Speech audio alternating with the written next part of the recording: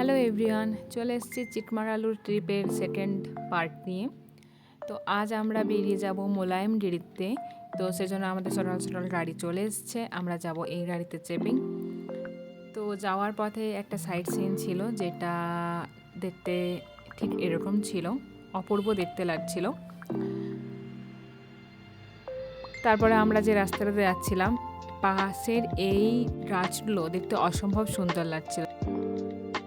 চারিদিকে শুধু সবুজ পাহাড় আর মেঘ আর ঠান্ডা হাওয়া, সত্যি অসাধারণ। তারপরে আমরা মোলায়েমগিরি থেকে গিয়েছিলাম বাবা বুদানগিরি। এই জায়গাটাও অপূর্ব সুন্দর, ঐতিহাসিকভাবেও খুব গুরুত্বপূর্ণ। এখানকার পাহাড়, কফি প্ল্যান্টেশন আর খোলা ভ্যালি সব মিলিয়ে ভিউটা একদম অসাধারণ। তারপরে আমরা গিয়েছিলাম ঝাড়ি ফলস। এটার আরেকটা খুব সুন্দর নাম আছে, যেটা হচ্ছে বাটার মিল্ক ফলস, যেটাও অসাধারণ লাগছিল দেখতে।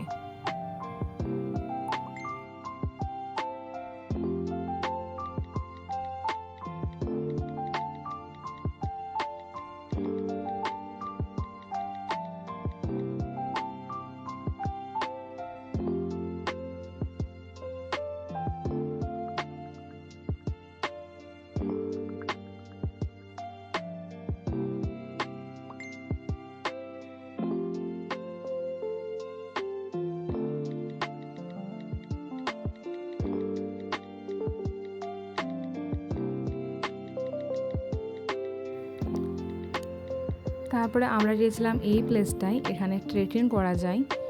এই জায়গাটাও খুবই সুন্দর লাগছিল। এই যে দেখুন, দুটো পাহাড় পাশাপাশি রয়েছে। তারপর ওখান থেকে চলে গিয়েছিলাম আমরা একটা লেকে। তারপরে গিয়েছিলাম আমরা একটা শুটিং প্লেসে, এখানে নাকি অনেক মুভি শ্যুট করা হয়।